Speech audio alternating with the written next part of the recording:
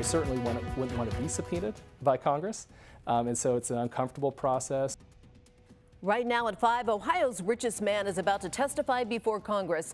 Les Wexner is scheduled to answer some tough questions about his friendship with convicted sex offender Jeffrey Epstein. It is a story that has dominated the headlines for years. Tonight, we have team coverage. Mike McCarthy is leading us off live in New Albany. And Jessica, good evening to you. We are live right now here at the Wexner Community Park. Where I'm standing right now is land that was donated in part by the Wexner family. And in just a few hours, the New Albany community will be at the center of the political firestorm surrounding the release of the Jeffrey Epstein files. The fact that tomorrow's congressional deposition is happening right here in New Albany is not lost on this community. Les Wexner has been a driving force at building the New Albany we know today. He has been a leader in the business world with the founder of L Brands and labels like Victoria's Secret and Bath & Body Works. And this is the area where his massive estate also is located. Our team tonight is digging deep into this story. Terry Sullivan showing us what led to this big moment. First, though, Tom Bosco is taking us through what this congressional deposition will look like. If you've watched any courtroom drama on TV or in the movies, you probably have a good idea what it means to be a witness in a case. But what does it mean to sit for a deposition? I'm at Capitol Law, where we talk to an expert who tells us exactly what Les Wexner is in for on Wednesday. What can he expect tomorrow? Will this be comfortable, uncomfortable, confrontational, cordial? Do you have any idea what to expect?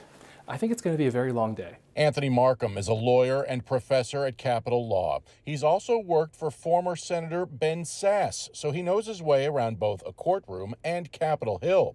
He says being a witness and sitting for a deposition are two different things. It's sworn testimony for both depositions and being a witness at trial, but they're serving different purposes. Les Wexner will answer questions from members of Congress looking for more information about Wexner's relationship with now deceased convicted sex offender Jeffrey Epstein. It sounds like the lawyers are doing investigation still. Is that a way to describe this? Very much so. There's been a huge appetite for news surrounding Epstein, but don't expect to learn more on Wednesday. This is not going to be aired publicly. This will not be on TV. This is going to be closed door with committee staff, members of the committee, the person being interviewed, and two of their lawyers. Plus, Markham says Wexner will be able to invoke his Fifth Amendment right to not incriminate himself. Markham says there will be a lot of questions. You're going to expect about an hour from one side, the majority party, and then another hour from the minority party. They can go multiple rounds, so they can go quite a long time asking questions, going back and forth. It seems like this subpoena was bipartisan. So there's bipartisan appetite for asking questions. And he says it could be an uncomfortable day for Wexner. It seems like they're very interested at least getting to the substance of Les Wexner's relationship here. So certainly the committee has a lot of advantage in how this process is run. I certainly wouldn't want to be subpoenaed by Congress, and so it's an uncomfortable process. Wexner will at least be on his home turf. Congressmen are coming to his New Albany compound for that questioning. How common or uncommon is it that D.C. is coming to New Albany rather than the other way around? Not common, but it does happen. I think a good recent example is when the committee had subpoenaed Bill and Hillary Clinton, for example. They offered to go to New York and do that deposition there. More questions, but the answers won't be readily apparent by the end of the day. In downtown Columbus, I'm Tom Bosco, ABC 6 News. And here is a look at the congressional committee that will be questioning Les Wexner at his home tomorrow. It is a bipartisan group that makes up the House Committee on Government Reform. It is chaired by Representative James Comer. He's a Republican from Kentucky. The ranking member is Representative Robert Garcia of California. There are 26 Republicans on this committee. Here is a picture of them. There are 2 Ohio Republicans among them. They are Jim Jordan and Mike Turner. There are 20 Democratic members as well, including Congresswoman Shontel Brown from Ohio's 11th District. As we await the arrival of those committee members here in New Albany, today we found a wide range of emotions and expectations. There's a sense of anticipation, of skepticism, and a lot of curiosity. But the common theme that we found from everyone I talked to is a desire for justice. A name synonymous with New Albany is about to be the focus of a congressional investigation. Who do you think the most famous resident of New Albany is? Oh, definitely Leslie Wexner. Definitely Les Wexner. That's easy, it'd be Les Wexner. And Michael Bova says he interacted with Wexner during his roughly 6 years working for L Brands, the company Wexner founded. So I think there was a real sense that he was maybe a little naive about the nefarious nature of Epstein. Bova says it's about time Congress questioned Wexner about the nature of his relationship with Jeffrey Epstein. But Bova and others in town told us they were surprised the Congressional committee is coming to Wexner's home. Absolutely. Again, like we see power leveraging itself. So on his home base, he's going to be deposed on his, where he lives, where he has the power, and not in a neutral location. Elena Rosetsky takes issue with the fact that Wexner's name is still attached to OSU's medical center, and Wexner's family name is on a community park in New Albany. Let's get rid of it. I would say that about anybody, even if it were think of the nicest person your mother's name's up here, and we find out she's in the Epstein files, we take her name off. I'm very curious to see how it all goes down. Carrie-Anna Foudy says she also has worked in the New Albany retail industry, and Wexner's long been a topic, she says, of conversation. The whole entire thing is wild, horrifying, but I'm glad it's all coming to light and people are being brought, the justice they may deserve. I have no idea what part Les Wexner really played in this. A spokesperson for Wexner didn't respond to our latest request for comment about his upcoming congressional deposition, but Wexner has previously said he was unaware of Epstein's criminal activities. I asked for an interview today with the city of New Albany to talk about Wexner's history here. A spokesperson sent me a statement that says New Albany's growth over the past 4 decades has been the result of long-term planning, strong public-private partnerships, and the collective efforts of many residents, businesses, and community leaders. The New Albany company, founded by Les Wexner, has played a significant role in that history as a major landowner and development partner, helping to shape much of the community's early planning and infrastructure. Our working relationship with the New Albany company has always been professional and focused on the development outcomes that align with our adoptive plans and serve our residents. The city spokesperson says it does not comment on private legal matters. New Albany Parks and Recreation did not respond to my questions about Wexner's name here at this community park. And Ohio State does say there are pending requests to review Wexner's name there at the university. There is still a lot we do not know about how this process exactly will work and what really comes next, but our team right now is working to get those answers. So make sure you follow us on our ABC6 YouTube page and Facebook as well to see our reporting in real time as it happens. Also, download the ABC6 News app to get those instant alerts as news breaks. Just search WSYX ABC6 to find us on all our digital platforms. We have continuing coverage right now tonight on the search for answers following the release of the Epstein files. As we take you live to D.C. tonight, the House Committee on Government Oversight is getting ready to leave the Capitol behind and head right here to Central Ohio. They are coming to New Albany, and that's why I'm here live tonight at Wexner Community Park here in New Albany. Tomorrow, Wexner will be testifying before the committee about his ties to convicted sex offender Jeffrey Epstein. That is set to happen at his home. It's about a 10-minute drive from our live location. Tonight, Terry Sullivan explains the twists and turns that have led us to this point.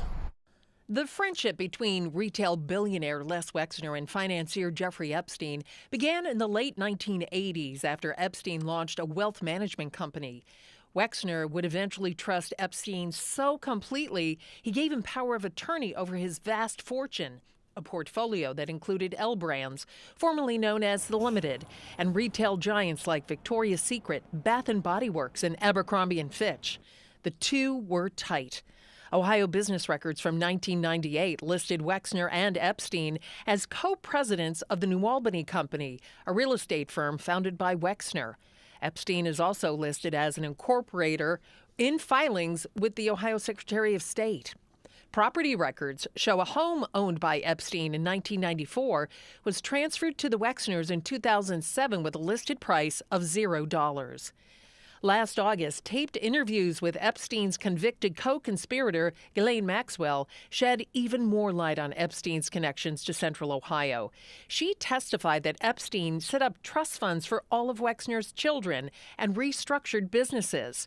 She also said Epstein, quote, ran New Albany, including the golf and country club. Years later, the pair severed ties. Epstein was accused of stealing millions of dollars from Wexner, allegedly using the money to purchase luxury items and high-end real estate in New Albany, Manhattan, and Palm Beach, Florida. In 2006, Epstein was charged with multiple counts of unlawful sex with a minor.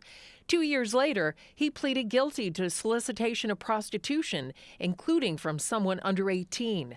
Wexner has repeatedly denied any knowledge of Epstein's criminal behavior.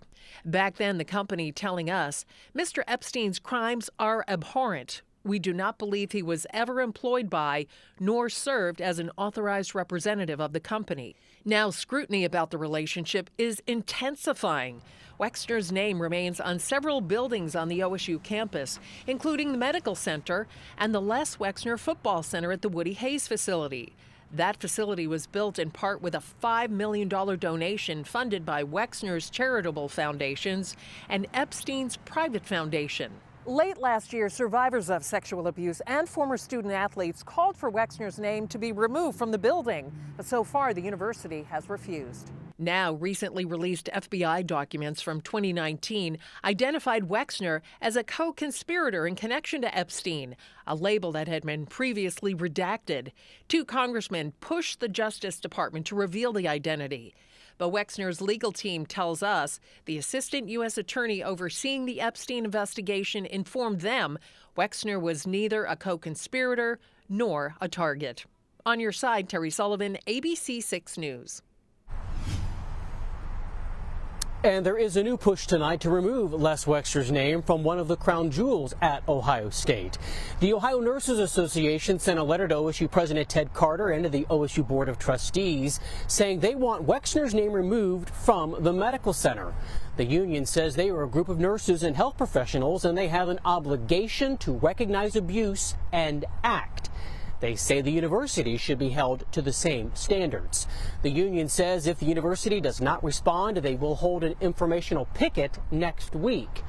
It is important to point out Les Wexner has never been charged with a crime, and as you heard Terry mention, he has long denied any wrongdoing. Today, the university told me it does have a procedure for name reviews and requests get full consideration. An OSU spokesman says that includes several pending requests related to Wexner. The Epstein files fallout is also leading to a new bill that would remove legal barriers for sexual abuse and human trafficking survivors seeking justice. Senate Minority Leader Chuck Schumer says if passed, it will allow adult victims to file civil claims against their abusers without a time limit. For years, survivors of Jeffrey Epstein's abuse were ignored. They were doubted, silenced, dismissed. But when the truth finally came out, even when the world finally listened, too many survivors were told by the law, it's too late, your justice has expired. That makes no sense. That new bill is named in honor of Virginia Giuffre. She is one of Jeffrey Epstein's high-profile accusers. In a 2016 deposition, Giuffre named Les Wexner as one of the men who she says she was trafficked to. He has denied that allegation. Giuffre took her own life in April of 2025. If you want to take a look at our extensive coverage of the Les Wexner situation and the Jeffrey Epstein files, head over to our free ABC 6 News app. You can get real-time updates as new information comes into our newsroom. To find us and download that app, just search WSYX ABC 6 in your app store. Thanks for watching the ABC6 News YouTube channel. Bringing you breaking news, stories, sports, and original content throughout Central Ohio. Make sure to like and subscribe so you don't miss out. ABC6 News is on your side.